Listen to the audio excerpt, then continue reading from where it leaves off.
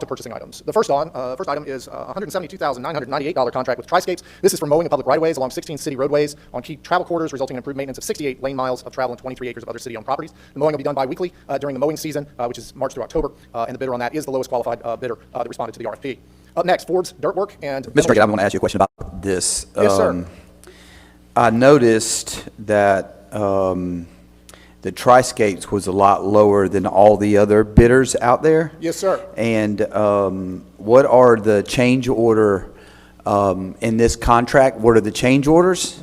Very concerned about that, of them bidding very low compared to all the other bidders out there. And I'm also very concerned that we're hiring a landscaping company out of Atlanta, Georgia, when we have so many landscaping companies in Middle Georgia. Yes, sir. And I have a big concern with that again, sir. Okay. Also, and before you start, I would like to also say, I think there needs to be, if they accepted this bid, there needs to be restriction on change orders going in. There needs to be an understanding to that. Yes, sir. So I will tell you a couple of things with respect to Triscapes. Triscapes does work all over the state with respect to right-of-ways, and they have a number of contracts with local governments. It is... With Triscapes, unless there is something very significant, unless we change the scope, or unless there is, let's say there is some bizarrely wild increase in some regulation that's out there, you don't really see cost increases with Triscapes. There's two things that we believe impacted the pricing that they've put out there. The first is they are really trying to expand their presence within the Middle Georgia area.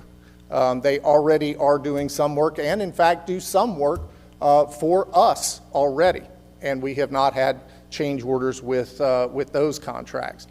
So that played one part. And then the other part is because they are a relatively large outfit and do a lot of right-of-way work, they're very efficient at it. So my concern is they're approximately $73,000 cheaper than the nearest bidder, and they're coming from the Atlanta area.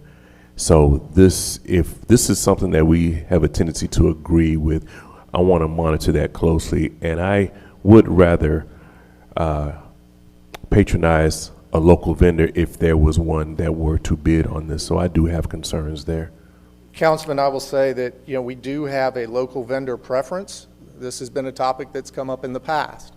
However, a local vendor preference is not going to make up $70,000. It's just not. Thanks for having me. Appreciate it. So we haven't chatted before, but I've been following you on Twitter for a little while. You've been pretty vocal on there. You're probably the first private equity person, maybe besides us, that I've seen get pretty active on social. How did that all start, and why are you doing that?